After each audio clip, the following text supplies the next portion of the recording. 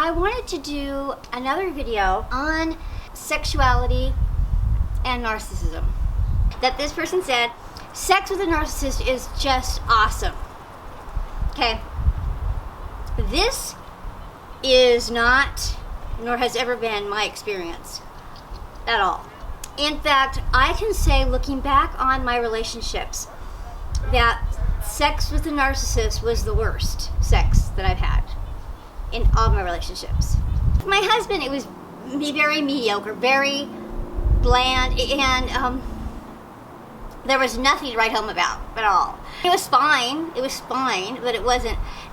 And I had some kind of, a little bit of kinky stuff that I had experimented with earlier boyfriends that I never even brought up, never even mentioned in my entire 12-year relationship with my husband. Never even mentioned it. I never even for a split second trusted that he could handle it. I had in my mind that I was going to grow up now and going to be an adult. And so all the things that I maybe experimented with, from, all kinds of things, not just sex, but all kinds of different things that I had, experimented with or whatever. Now I was going to act like a grown-up, and I was going to do, permanent grown-up things. And so I decided that I had to be more grown-up and mature, and so I had to have just regular, straight, vanilla sex. The sex with him was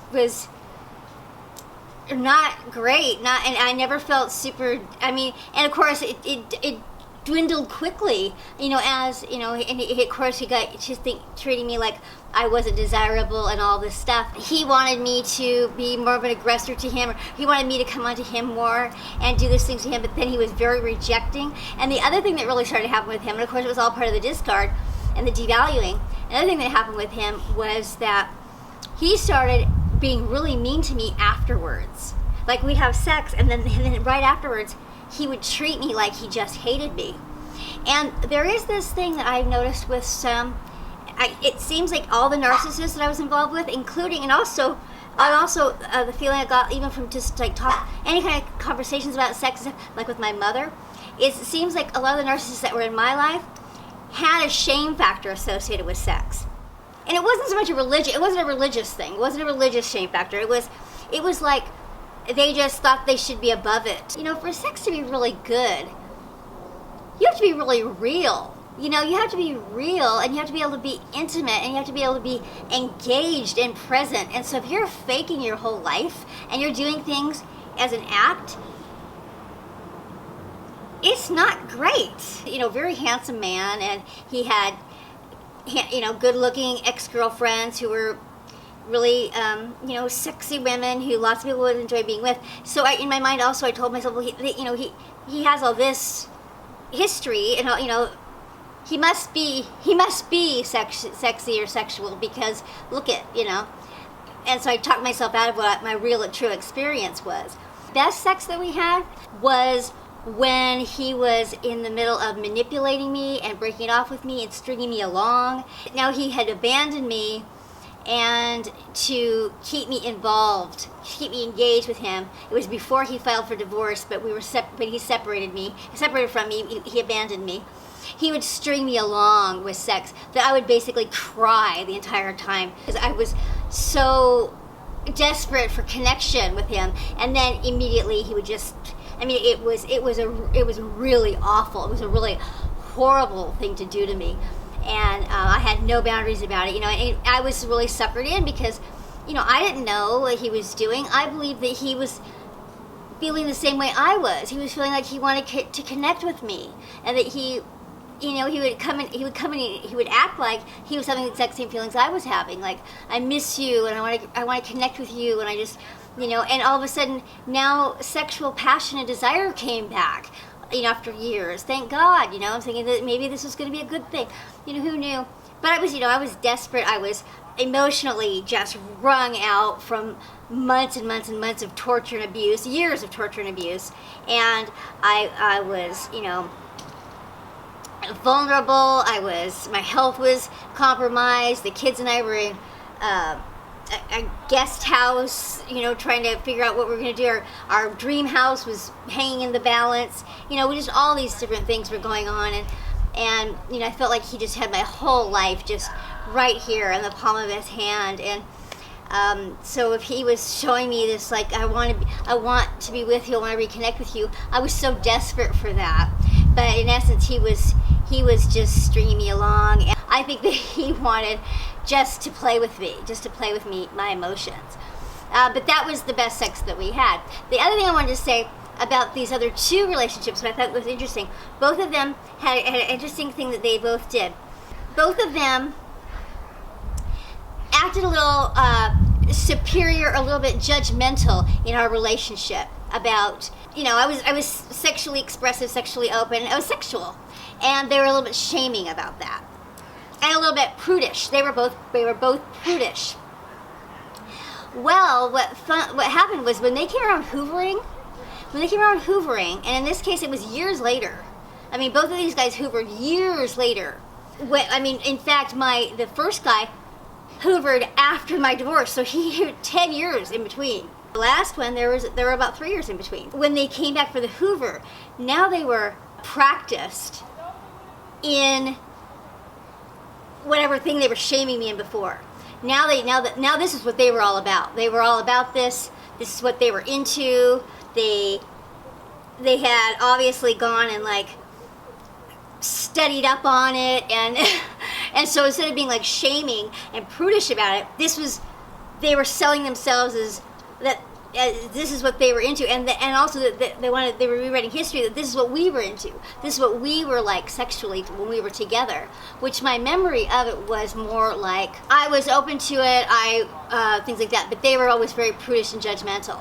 The best sexual relationships are ones where there is true emotional intimacy, and you're not going to have true emotional intimacy with a narcissist. When this relationship broke up and I got back out in the dating market, I really did believe, here I was, you know, young woman, I believed that I was not sexually that desirable, or something was wrong with me because my husband didn't desire me. And then I come to realize that I'm totally fine.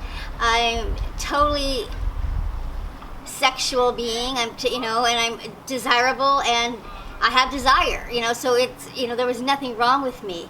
It was him, and he projected it onto me to get me to shut down. And it did work, because he didn't have to reject me or anything like that. I didn't want to have sex with him either, because he was so mean. I would have liked for the whole thing to be different emotionally, but it wasn't like I was pining away for sex. I wasn't pining away for sex. I was shut down completely about sex, because I needed emotional connection. So it really wasn't about sex, but we did not have it was not a very sexual relationship.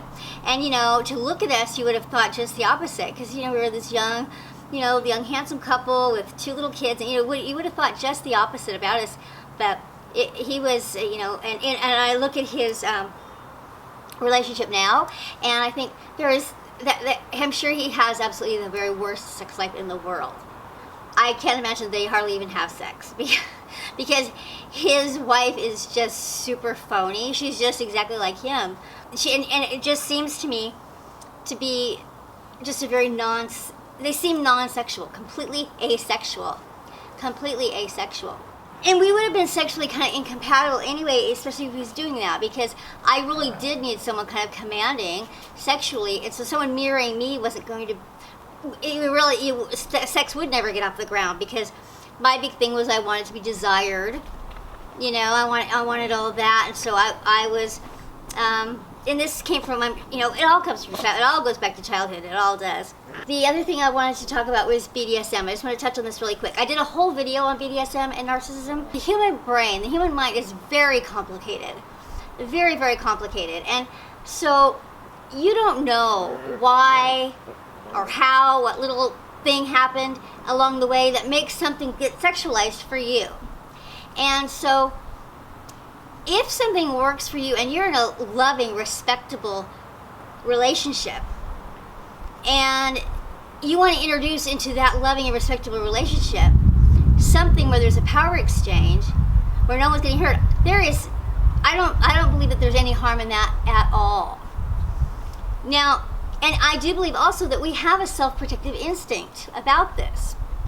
Like I said, I never ever talked about or did anything like that with my husband in the entire time we were married. And I would have stayed married to him and never would have talked about it.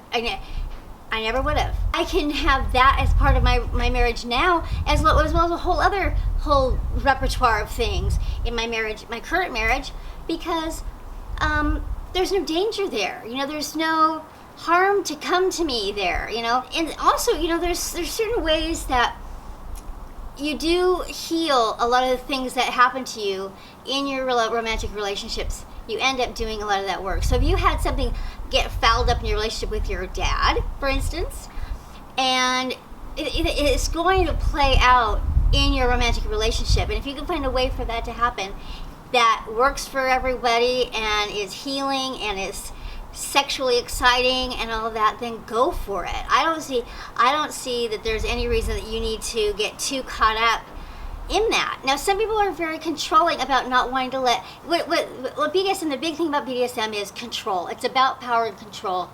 And so if you are not somebody that is going to be comfortable at all with surrendering control, that's going to be your big problem with it. And a lot of people, a lot of women really have a problem with that anybody would ever do that. All kinds of different fetishes and all kinds of different things that people are into.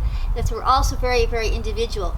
But if you, if holding on to control is a big thing for you, then this is going to be very, very threatening. Now, again, let me just say again, it's not safe for anybody to be having any kind of sex with a narcissist, and certainly not BDSM. BDSM requires a great deal of trust. It requires a great deal of trust. But if it is something that works for you and you are in a relationship that is mutually respectful and loving, there is no reason for you to give yourself a big trip about that. If, you know, this person, I think this person's, you know, I think got some control things, and so that's okay, that's fine. But if you don't have control, you know, you wouldn't be into this if you have control issues. If your thing is that you want to surrender control, if that is maybe sexually freeing to you or something, then there's, by all means, you know, by all means. So I just want to kind of say that. But you guys, I will talk with you later. Alrighty, bye-bye.